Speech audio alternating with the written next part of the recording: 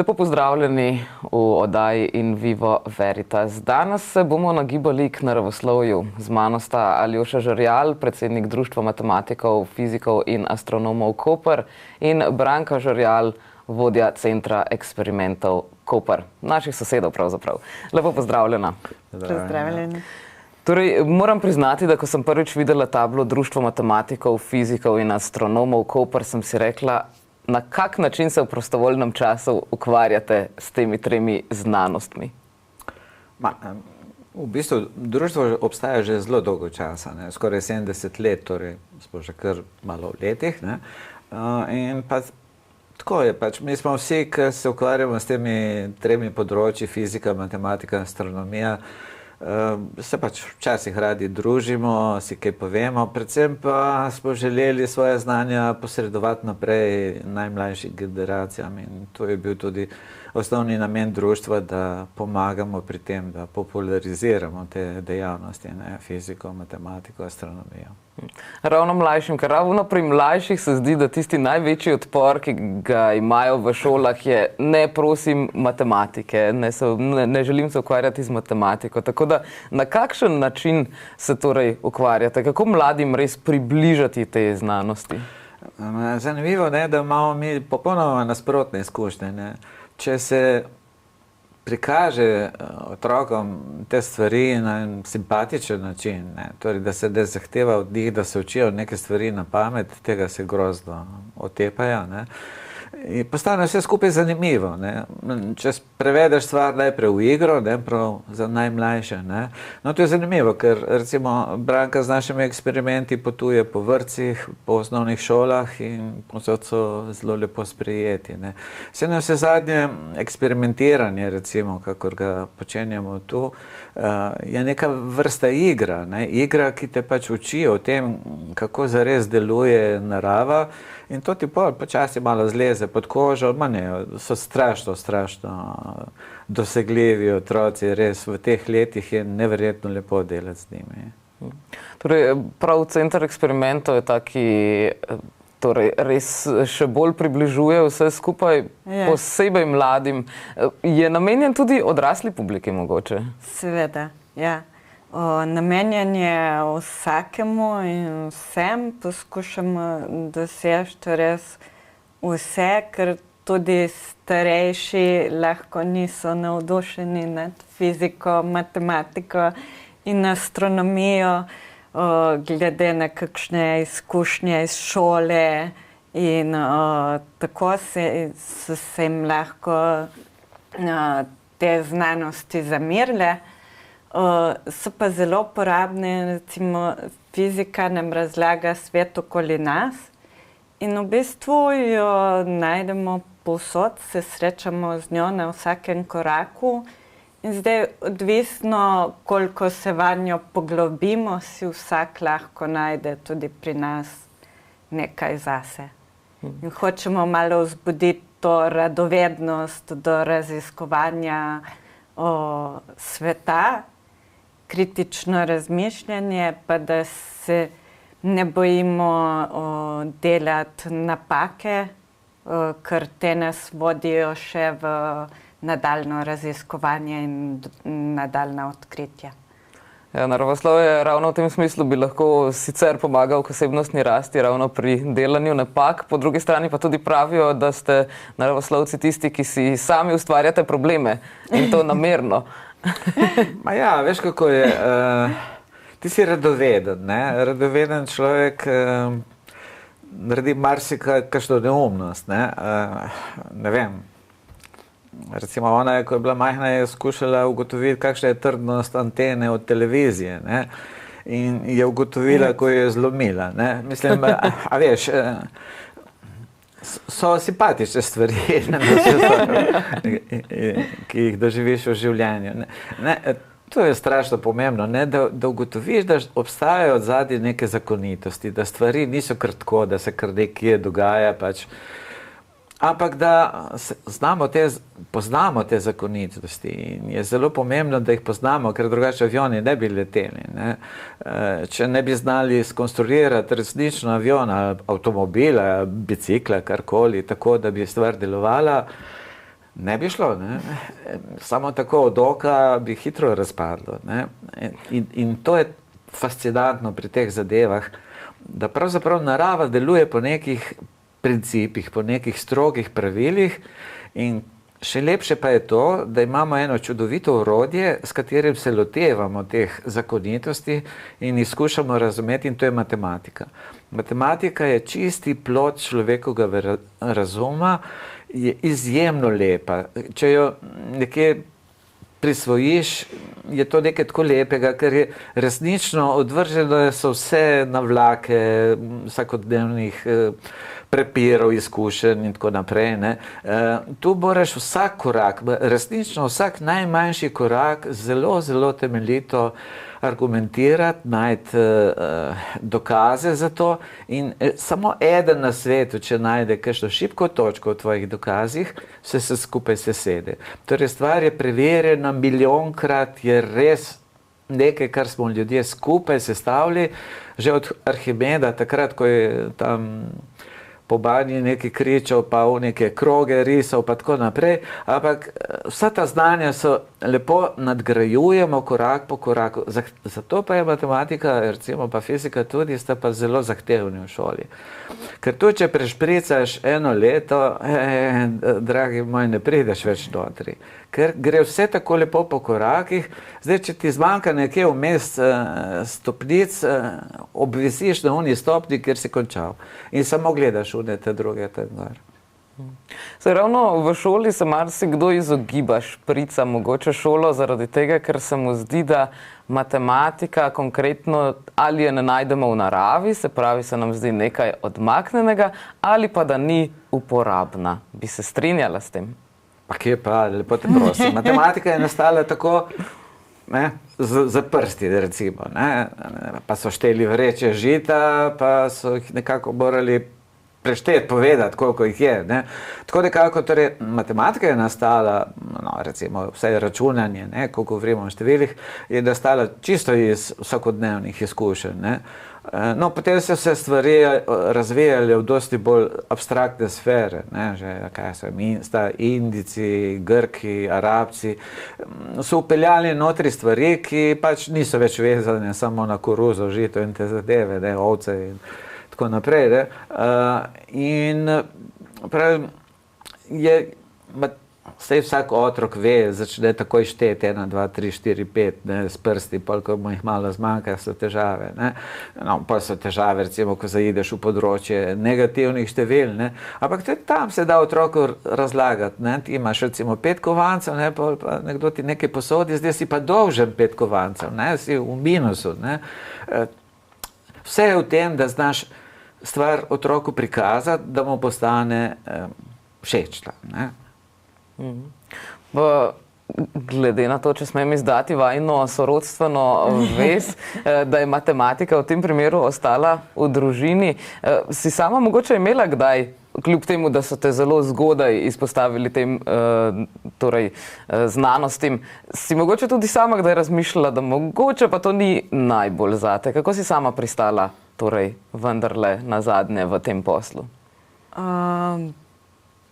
Pač splet okoliščin v življenju, ampak vedno sem imela rada naravoslovje in rada rešujem naloge, rada imam stvari, ki so,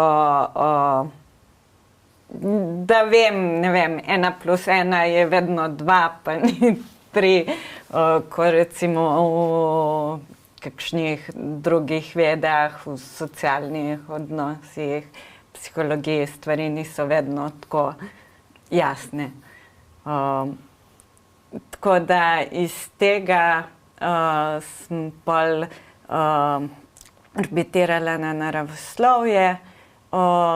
Tudi imam zelo rada otroke in se mi zdi res fajn in približati to, jih navdušiti in pokazati, da je matematika, kot je rekel Mojača, uporabno orodje, ki ti pomaga v življenju, ker ne vem, že če moraš izračunati, koliko ti mora natakarica vrniti,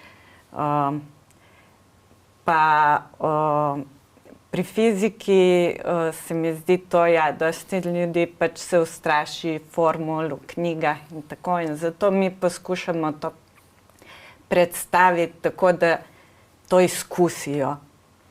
Da poskusijo in da se mogoče malo usede, da pol enkrat se jim prižge lučka, to je pa to se pa dogaja zato in zato.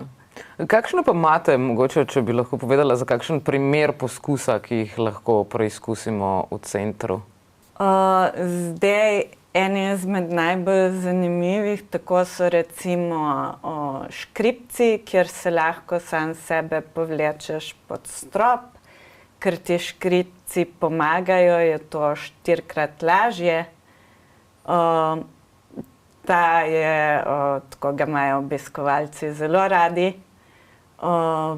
Pol imamo tudi razne optične prevare, za mlajše lahko imamo eno tako deželo zrcal, rečemo, greš notri in se vidiš na tisoče tebe v različnih odsevih, v ogledalih. Pol imamo recimo nekaj eksperimentov na temo zračnega pritiska. Recimo napihnemo balon s tem, ko iz kupole sesamo zrak. Pa recimo imamo tudi zračni top, ki zdaj v Ukrajini ne bi bil prav uporaben. Bi bil pa recimo v COVID razmerah, ker z njim lahko pihnemo tudi svečke, tako da pol ni treba pihati. Ni prav velik ta top. Je pa velik, je kar velik, ja. Ravno na temo tudi zračnega pritiska, plinov v zraku in to, imate tudi na spletni strani denimo zapisano razlago, kaj so pravzaprav te linije, ki jih puščajo letala, kar nekaj ljudi ima svoje teorije, kaj naj bi to bilo. Ja. Zakaj pa gre pravzaprav tukaj? Veš kaj, letala, ko pač kurijo svoje gorivo, spuščajo odzadaj tudi razdesaje, in to postanejo kondenzacijska jedra za vodo, in tam nastajajo pač zanimivi oblaki, ki se sled vode, vodnih kapljic, ki se vije za njimi. Vse to se vidi, ker potem to počasi zgine, ali pa vetrovi to porivajo sem in tja. Tisti chemtrail so pač... Zakaj pa včasih so, včasih pa niso? To je zelo odvisno od pogojev, tako kot recimo kakšna je nasičenost z vodnimi hlapi in tako naprej. Tako kot običajno, kot oblaki včasih nastanejo, včasih izginejo.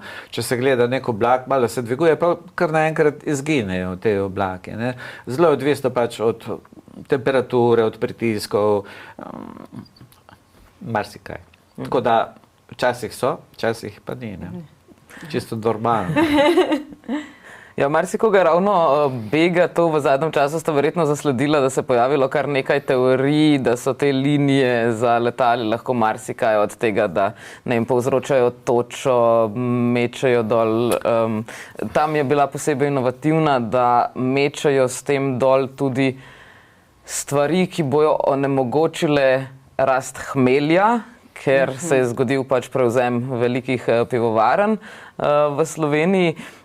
In veliko je v zadnjem času pravzaprav tega, ko o znanosti ljudje govorijo na način, ki pravzaprav ne ustreza temu, kar sicer pravi ponavadi stroka. Zakaj mislite, da je toliko dvoma v znanost v zadnjem času? Sploh med COVID-om se je tega kar veliko tudi pojavilo. Razumljivo, ker so bili zelo nerodni te, ki so po televiziji razlagali zadeve. Ne vem, da so govorili o neki stroki, ki bi jo jaz strogo dal v navednice, ker mislim, res, kako so tam ekstrapolirali podatke, to je samo za se prijeti za glavo.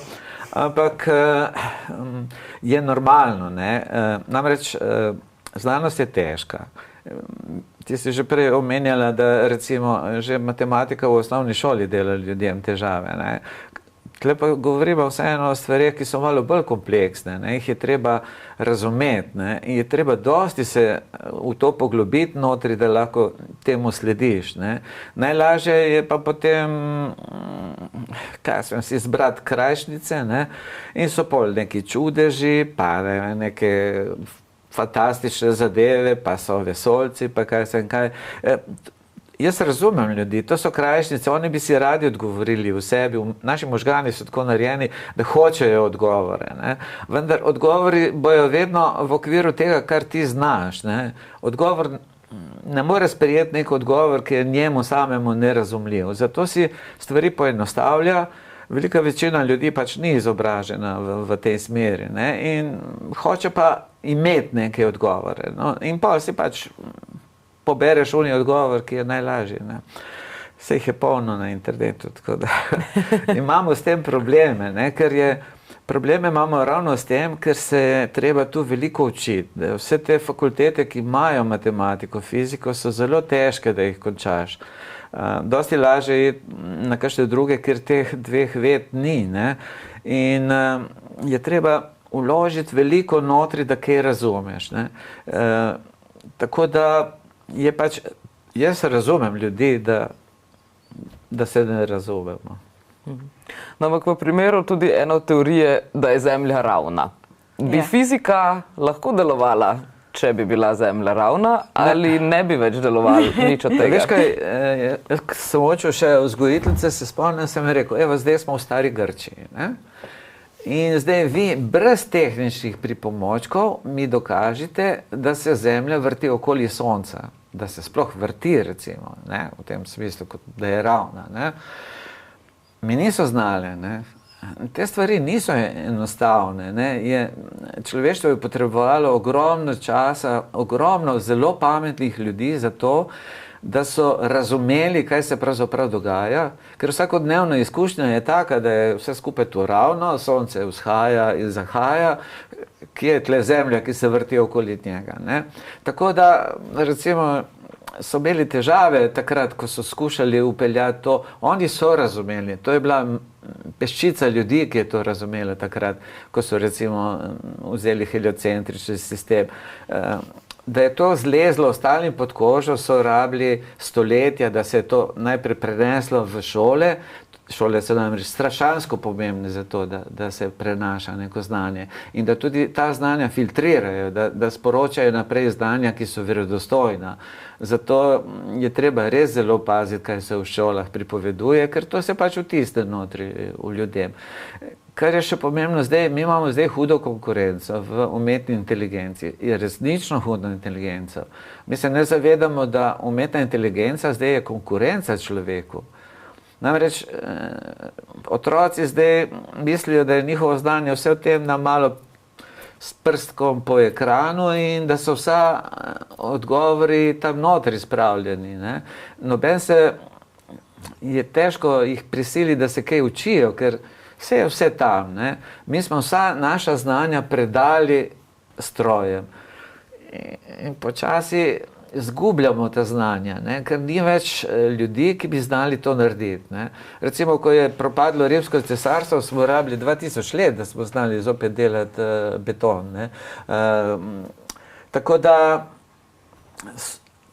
znanja se zelo hitro lahko zgubijo, treba veliko energije, veliko ljudi, ki so voljni veliko svojega časa posveti tej zadevi, ne. Zato hočemo, da pridete zraven, ta svet je pa res lep. Enkrat, ko ga razumeš, ko skočiš notri in vidiš vse to, kaj so vse te pred nami dorekli in nam posredovali, kako čudovito je to bogastvo znanja, ki smo ga prevzeli od njih. In ga moramo gojiti še naprej, ga predajati naslednjim rodovom. In to bi radi naredili. Nekateri ga pa tudi izkoriščajo, kaj pa v smislu statistiko se da zelo zlahka manipulirati. Vse se da, na vse zadnje politika je več ali manj eno samo manipuliranje. Ni samo znanost, ki se jo da, ne, lahko prežeš karkoli, zgodovino. zemljepis, ni noben problem, ne? Ampak no, včasih je tudi tako, ne? Zdaj so ljudi, ki potrebujejo denar za svoje raziskave, se pač prilagodijo potrebam, ne? Kakšne raziskave moderne so strašansko drage, ne? Mi, tle, recimo v centru bi rabili kakšnega donatorja, da nam malo pomaga, ker to vse skupaj vzdrževati ni tako enostavno, ne? Odkud pa ste sicer financirani? Samo iz donacij, ne?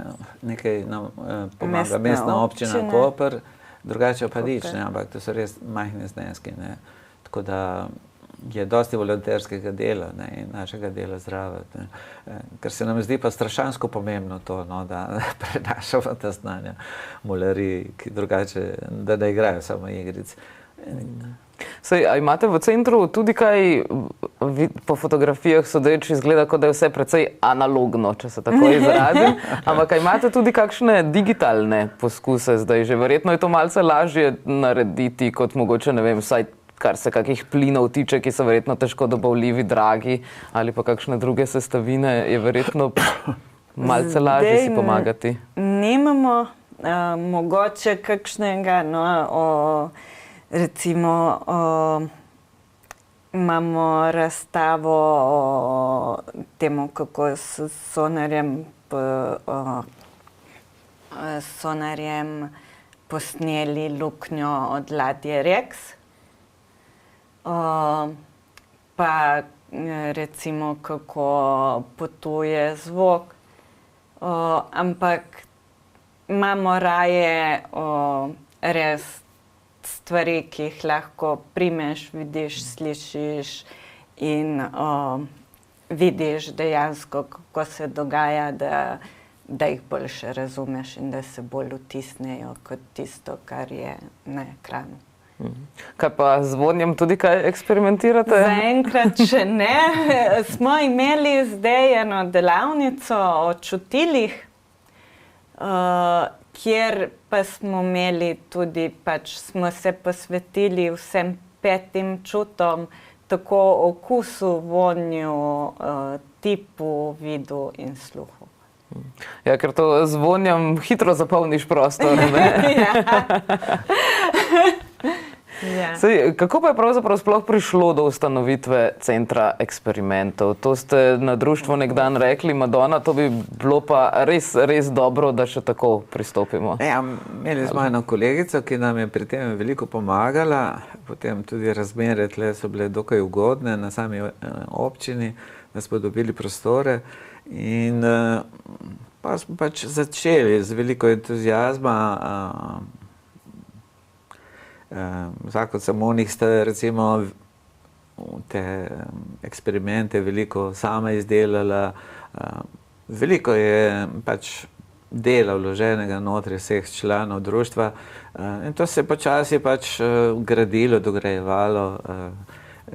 Meni se pa vedno zdelo pomembno, no, da se prenašajo ta znanja mladim, ne.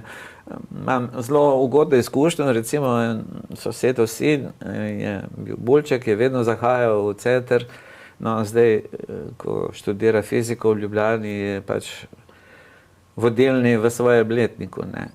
Res to zgodnje spoznavanje teh stvari veliko pripomore, no. Čeprav so nam, recimo, ves denar v Sloveniji gre v hišo eksperimentov v Ljubljani, ki so totalni monopolisti na tem področju, ne. Niste pa nič povezani? Ne. Mi se želeli smo, so pa rekli, da najlažje organiziramo avtobus, da peljemo otroke v Ljubljano, ne.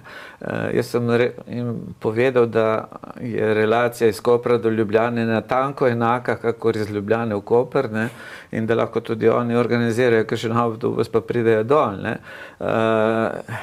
Pomembno se mi zdi, da so te stvari zraven, da če mulc, da ga zdaj prime in pride pogledat nekaj, da je to blizu, da moraš organizirati 2-krat na leto neke izlete nekam. In zdaj je fajn, ker to že počasi se je širilo. V Gorici je, v Mariboru, v Novem mestu. Prav vesel sem, ko slišim, da odprejo kakšen tak nov center eksperimentov, kjer se te stvari dogajajo. To mora biti na lokalnem nivoju. To ni, da Jaz tudi rekel, tam vse zadnje, jaz sem bil v Minhnu, v tehničnem muzeju, tisto je špica, ne. No, če že bom organiziral avtobus, bom šel pač Bibo Ljubljane do Minhna, pa še kaj drugega bomo vedeli, ne.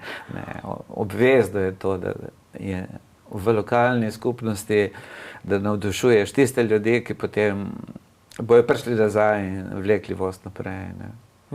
Saj, kako pa je, imate tudi mlajše člane? Ja, zdaj, članstvo je relativno majhno, ne. V začetku je društvo delovalo predvsem na tem nivoju, da so bili notri učitelji iz osnovnih in srednjih šol, teh dveh predmetov, ne, in smo se v glavnem ukvarjali s tem. No, potem smo se bolj usmerili v ta center eksperimentov, ker se mi je zdel dosti bolj pomembna zadeva, ne. Tako da članstvo je relativno omejeno, ne, ampak bolj je pomembna dejavnost. Na dejavnosti se pa lepo širijo. No, zdaj, recimo v centru nam pomaga veliko mladih deklet in fantov, ali so v glavnem dekleta? Tudi fanti. Tudi fanti. Pa zelo dobro se deluje recimo s pedagoško fakulteto, pa FAMNIT-om, fakulteto za matematiko in te tehnologije. Lepo je, no, mislim, stvar mora zaživeti v lokalnem okolju in fino je, če nekako povezuješ ljudi, ki se ukvarjamo na tem področju, no. Zdaj smo si nabavili kvantni računalnik, je prvi v Evropi, je edini na svetu tak osebni kvantni računalnik. To je ena zelo lepa stvar, to je bodočnost, ne. In kaj je razlika med tem, ki ga imamo sedaj? V tem kvantnem računalniku imamo 2 kubita, ne. Veš, koliko bitov je v ne vem, sedanjih? Ima milijone, milijarde, ne vem, kaj vse. No, ampak ta deluje samo na 2. Pa garata, ko zbešena. Je odzadje ena čisto nova tehnologija, to je kvantna mehanika, to je svet zelo majhnih delcev, ne, elektronov, atomov, fotonov in tako naprej. In ta svet je čudovit. Je nekaj popolnoma izven naših izkušenj. Tam se dogajajo stvari, ki jih ne dojemamo tako, kaj šele sledovi za avioni. Tukaj pa res izkustveno ne pomaga nič. Pomaga ti samo matematika in fizika. Se pravi, ni čipov več v tem računalniku? Ne, so. Samo ta qubit je malo čuden, ne? Navaden bit je 0 ali pa 1, qubit je pa lahko karkoli, hkrati, naenkrat. On je lahko v 1000 stanjih naenkrat. Ampak, ko ga malo pogledaš, na koncu, ko pritisneš na njega, se vseeno odloči 0 ali 1.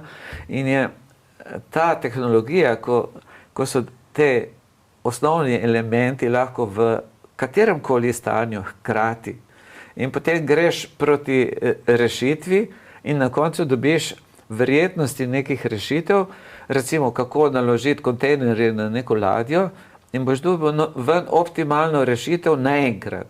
Zdaj, običajni računalniki pa delajo tako. Vzamem prvo rešitev, drugo rešitev, tretjo in pol na koncu pogledam, katera je optimalna. Kvantni računalnik pa to naredi hkrati, vse. 1000, 10.000, 100.000 rešitev obdeluje naenkrat. Sigurno je dosti hitrejši, posebno v teh primerih, kot so logistika, luka, raztovarjanje ladij in tako naprej, ne. To je kar kompleksna zadeva, ne. Ampak je pa nekaj čisto novega, no. Stare računalnike bomo počasi in bojo prišli kvantni. Kakšna je napoved, kdaj bo to? Ja, mi imamo tega, ki je edini osebni računalnik kvantni na svetu. Drugače, recimo, ne vem, Google pa te velike korporacije imajo velike računalnike, ki nimajo samo 2 kubitov, ko daš, ampak jih imajo recimo tam 70, samo 70 ali pa 100, in to so že tako zmogljivi, da stanejo pa desetine milijonov, ne. Zaenkrat je to drago, ampak kot ta naš že dokazuje to, da se bo dalo jih narediti tudi. Smo pa čisto na začetku, to ni v Windowsu notri in takih stvari, ne. Moraš vse sam sprogramirati, ne. Torej, Ampak tu pridemo na račun fiziki in matematiki. Se potem tudi s programiranjem ukvarjate ali imate za to posebej programerje? Ma ne, to se prepleta med seboj. Jaz sem veliko programiral v življenju, pa sodeloval s programerji in tako. Je pač, prej ali slej prideš do tega, ne, ker je programiranje tudi zanimivo, ne, je pač tkanje, kvačkanje s pomočjo nekega jezika, ki na koncu vidiš nekaj, ne. Je lepo programiranje. Dokler je računalnik zato, da pomaga človeku. Ko pa ti uzurpiraš računalnik zato, da moraš ti krmiti računalnik kar tako malo brez veze, se mi zdi pa brez veze. No. Mislim, tu hitro zaideš v kakšno področje, kjer pravzaprav ni uporaben, ne, ampak ga samo krbiš, ker nihče ne ve, zakaj je. Ne. Tako da računalniki so tako ali tako tukaj zato, da uporabljamo družbena omrežja, kaj ne? Ja, se pravi, zdaj smo vse tako zbanalizirali. Problem je ravno ta, ne, kot pravi Branka, mi bi radi ljudem dopovedali, da so odzadaj neki mehanizmi, da razumemo, kaj se dogaja. Vendar tehnologija tako hitro napreduje, da je dejansko vedno manj razumemo, kaj pravzaprav se dogaja v navadnem telefonu. Ne. En kolega mi je rekel, ko so šli na Luno, Američani so imeli v modulu, ki je pristajal, en računalnik, ne, ki je bil še kar švoh. Ne. Je rekel, imaš v žepu napravo, ki je 100.000-krat močnejša od tistega računalnika. Ne. In on pač poleče telefon, ne, daljinc za avto. Že tista zadeva je tako pametna, ne. Kje je telefon, je pa itak izven našega dosega. Glede na to, da imate tudi astronome v društvu, imate tudi kak observatorij, teleskop na voljo? Imamo en teleskop, ampak zdaj so astronomi zadnje čase malo manj dejavni, tako da ja, moramo narediti tudi še kakšne srečanja pa opazovanje zvezd, ker naše vesolje je zelo zanimivo. Ja, še vedno čakamo Zemljane, ne? Možnosti verjetno matematične so, da obstajajo. To je sigurno, vesolje je tako široko. Zanimivo je zdaj, da po zadnjih teorijah v fiziki obstaja tudi neskončno veliko vesolje. Ne samo, da je naše vesolje tako veliko, ne? Ampak da so tudi druga, nastajajo. Se pravi, vojne zvezd sploh ni, oziroma zvezdne steze sploh niso tako zelo daleč od resnice mogoče? Ne, zdaj teleportacijo že počenjamo. Na področju kvantne mehanike se da prenesti elektron od tukaj nekam tja, ali pa foton, in to že delajo, ne. Zaenkrat samo s temi majhnimi delci, ne. Ko bomo sestavili, recimo, nogometno žogo, še malo pa psa. Kaj mislite, da bi to res šlo? Do organske stvar je zelo kompleksna. Torej, mi se zavedamo v mikrosvetu, ko je en delec, ga lahko opazujemo in tako naprej. Ko sta dva, je že kriza. Ne? Ko jih je pa na milijarde, tako kot je recimo v kozarcu vode, je pa že enormno. No. Do tam smo še daleč. Ne? Vendar znajo teleportirati osnovne delce. Elektron tukaj, puf, in se pojavi nekje 100 km stran. Ampak to delajo v CERN-u ali na splošno? Ne, na splošno, ja. Veliko se zdaj letos so prav dobili 3 fiziki Nobelovo nagrado, ne sicer točno iz teleportacije teh delcev, ampak iz nečemu, kar pravzaprav omogoča teleportacijo, to je neka povezanost med delci. Vse sem ti rekel, da je zelo težko razumeti. Ja. Ne, ampak super razlagate, mislim, da je zaenkrat še vse precej razumljivo. Dajte mi še prosim razložiti, če imamo tudi v slovenščini, mislim, tudi kakšne slovenske znanstvenike, ki so morebiti tako na višjem nivoju prispevali k znanosti z vajnega področja? Poleg Jurija Vege, no. Menda je bil tudi termometer pri nas izumljen. Ti veš več, ko je? Ne vem, so pa slovenski znanstveniki in raziskovalci raziskovalke in znanstvenice sodelujejo na veliko področjih, so zelo pomembne tudi v svetu, pač tudi v astronomiji, v fiziki, tako kot v matematiki. Jaz imam izkušnje, pač dolgo časa sem učil v gimnaziji fiziko, ne? In potem ta boljši so šli po svetu. Kar lahko rečem je samo to, ne? Da tisti naši, ki so končali tukaj fakultete, se v svetu lahko zelo dobro znajdejo. Torej imajo izredno dobre podlage za to, da postanejo vrhunski strokovnjaki. Nihče ni imel težav pol na kakšni ameriški fakulteti z dokončanjem doktoratov, česarkoli, ne?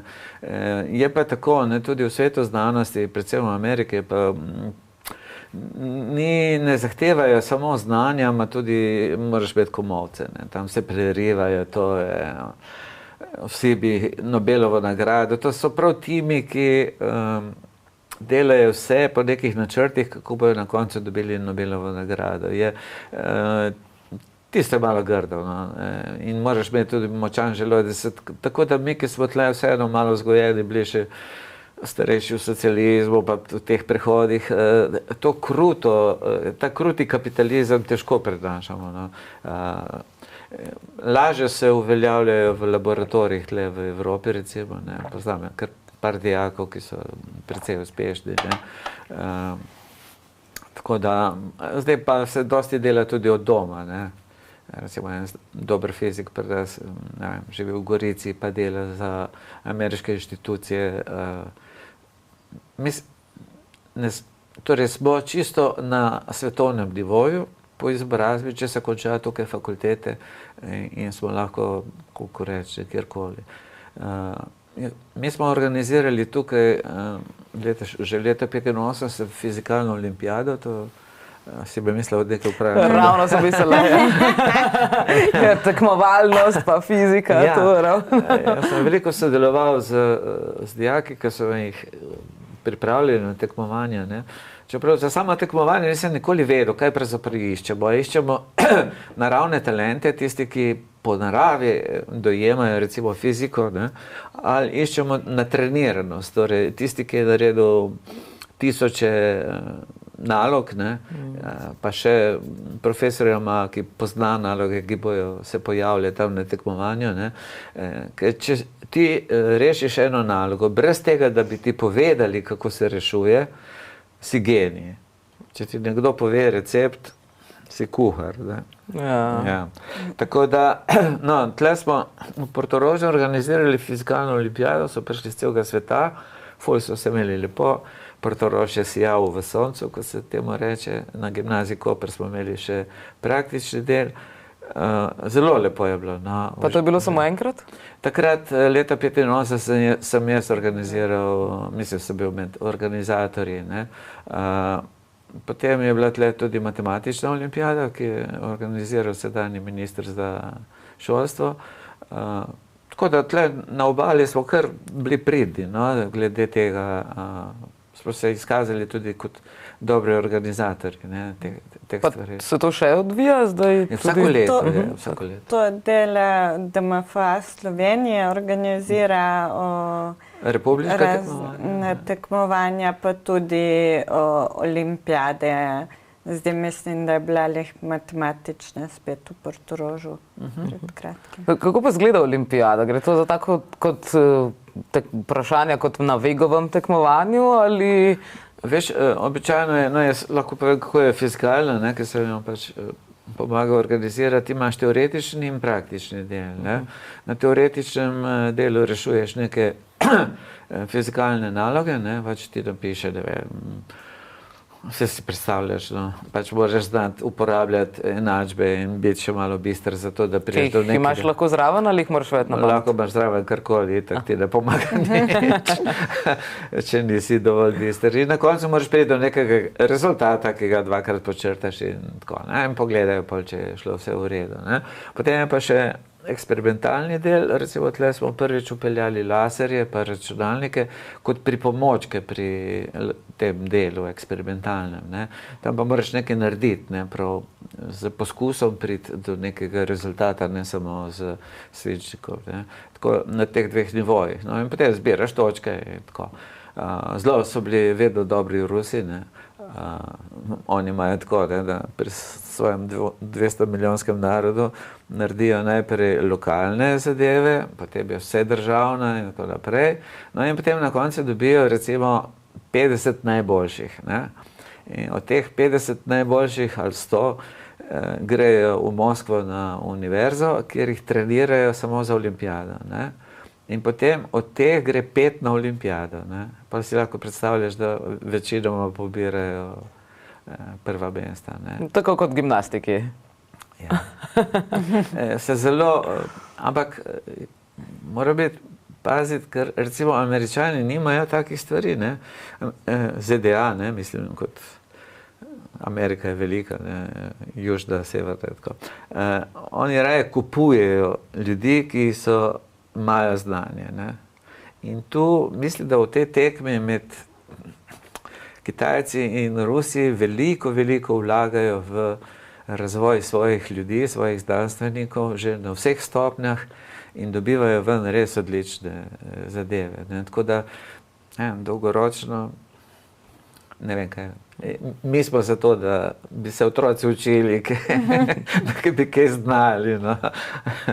Kako pa je pri nas? Pravite, da izobraževalni sistem je dober, financiranje znanosti je malo slabše. Kje se lahko Slovenija najde, tako, vsaj na evropskem, če ne na svetovnem nivoju?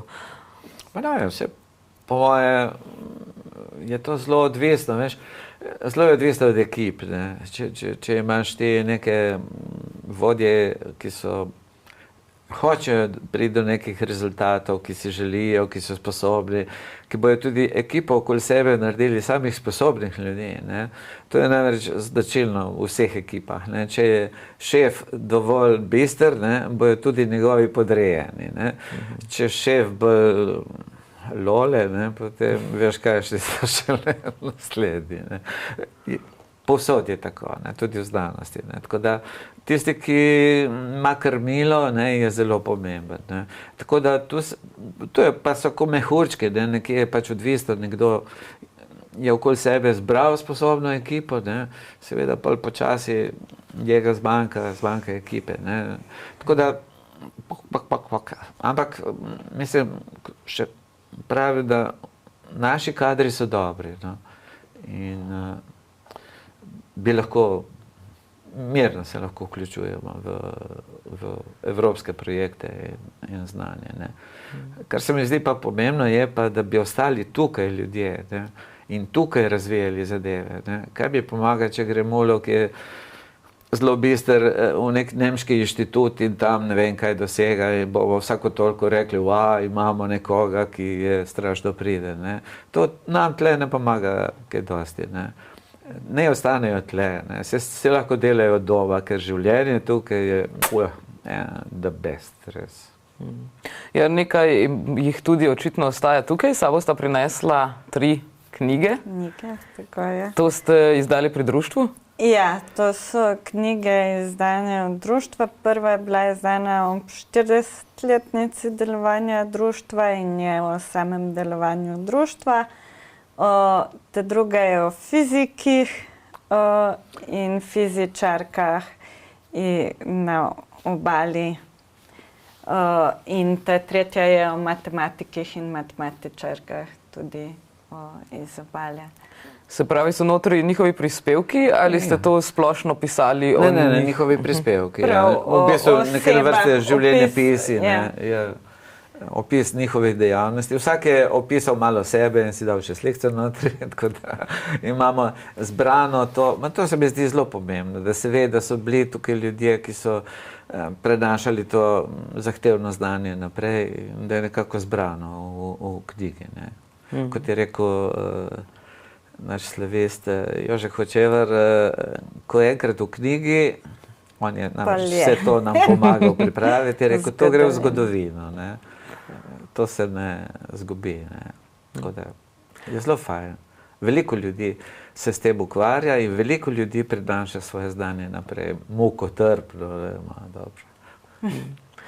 Se pravi, to so fiziki in fizičarke in matematiki iz 40 let. Se pravi, ob obletnici je vse to nastalo. Tale je nastala, mislim, bila izdana po 50-letnici matematike in matematičarke ob 60-letnici. Torej, vsakih 10 let smo vsakih sposobni. 10 let, približno, tako. Zdaj se bliža 70. obletnica.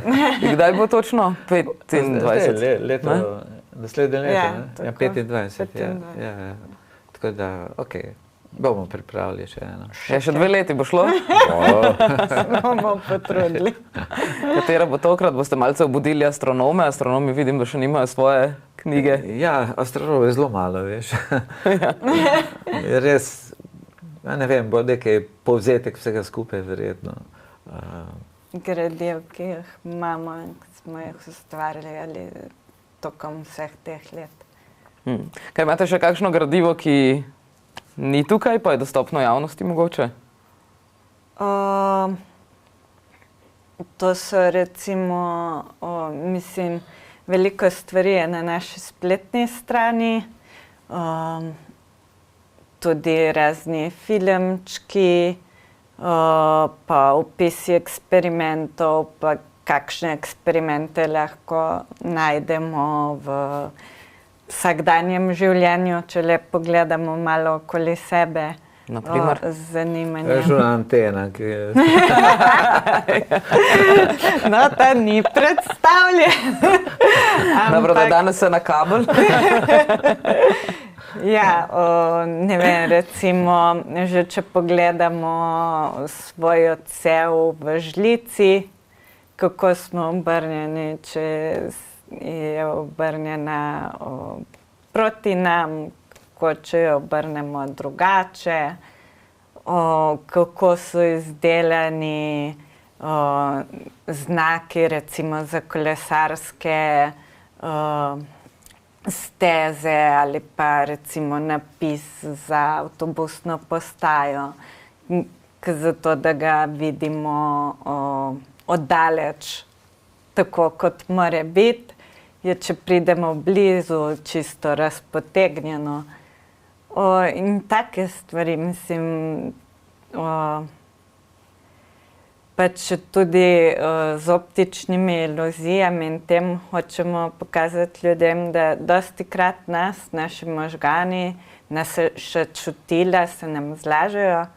In zato znanost teži k temu, da se vse zmeri in poskusi in praktično preveri, ker pač ene stvari so drugačne, kot se nam zdijo.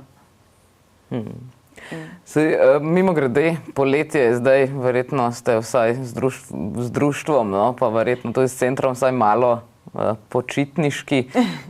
Ali za naslednjo sezono mogoče pripravljate kaj? No, razen potem zelo kmalu tudi obletnice. Ja, jaz se zdaj zapičil v to kvantno področje, ne. Bi radi naredili en kvantni kotiček. Torej, smo zelo naprej, ne, v primerjavi z vsemi ostalimi, ker imamo en pravi kvantni računalnik. Lahko ga vzameš v roke, lahko se igraš z njim in vidiš, kako deluje. Ne? To je zelo pomembno. No? In radi bi pa potem počasi navadili otroke, da zleze ta kvantnost v njih. Ker če se bojo že zelo mladi navadili na to, da so lahko zadeve zelo čudne, ne take, kakor jih vidiš vsak dan, ne? Potem bojo lažje razumeli vse skupaj, kar jim prihaja nasproti.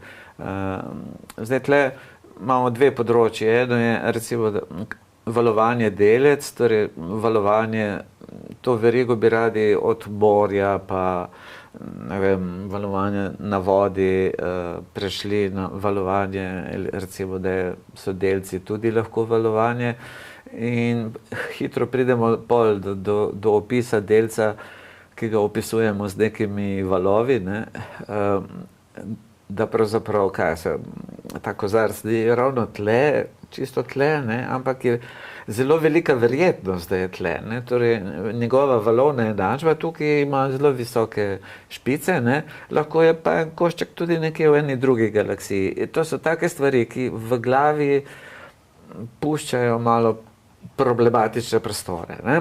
No in zraven pride torej ta valovanje, je ena od osnov kvantne mehanike, drugo je pa statistika, ne. Tam nikoli ne govorimo o neki grozni gotovosti, ne. Nihče ne bo rekel, da je ta kozarc točno tukaj, ne.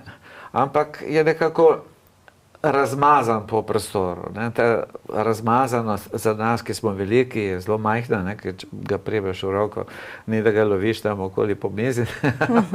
Ko pa se spustiš dol na nivo molekul in atomov, pa kar naenkrat stvari postanejo dosti bolj problematične. No. In govorimo stalno o nekih verjetnostih, o neki statistiki, no in to je, kolegice upeljujejo to statistiko preko recimo kocke in tako naprej, da jim pride tudi to, že ta statistika nekako v kri, ne, te pogledi, no, da ne bojo bolj presenečeni, ko jih kar naenkrat zadane kvantni računalnik v glavo, ki to pa ne bojo kopčali pa prav nič od nič, no. Ker do sedaj se še nekako da, ampak ko prelezla kvantna mehanika na površje, bojo dogajanja zelo čudna, no. Tako da bi radi... Kakšne bojo šle videoigre? Ja, tam boš kar naenkrat lahko v vlogi 1000 igralcev ti sam, ne. Ne vem, kako se bojo izločali. Bodočnost je čudna, no. Zdaj, si rekla, kakšne plane imamo za naprej. Zdaj, v resnici to poletje imamo kar pester program, tako da bomo imeli kar nekaj delavnic. Zdaj, ena izmed delavnic, zdaj recimo ta teden bodo 3, v četrtek bosta 2, ena dopoldne, druga popoldne, pa v petek ena, v četrtek se bomo pogovarjali o barkah, pa izdelovali antistres žogice, torej se igrali malo z plastiko, plastičnostjo, elastičnostjo, raziskovali v bistvu papir in iz njega izdelali barčice. Zdaj smo pripravili eno serijo ukrajinsko-slovenskih delavnic, ki bodo pač tekale v obeh jezikih. Torej, tale prva bo v četrtek popoldne in sicer bodo otroci lahko na njej se poskusili v praskanju, izdelali bodo sliko, tako da bodo spraskali tuš iz mavrične podlage, kar smo večino vsi delali v šoli, samo da bo tokrat pač dvojezično, da se bodo lahko naučili še nekaj strokovnih izrazov tudi v drugem jeziku. V petek bo pa delavnica na temo gostote in ja, kar nekaj delavnic se bo zvrstilo tokom celega poletja. Program si lahko pogledate na www.centerexperimentov.si. in vsi vabljeni, da se nam pridružite. Ja, lepa hvala, zagotovo se bomo še oglasili. Hvala lepa pa tudi vama, da sta se oglasila pri nas. Isto, hvala. Hvala vam. Tako vi, dragi gledalci, pa seveda ostanite z nami na Megafon TV in se vidimo kmalu.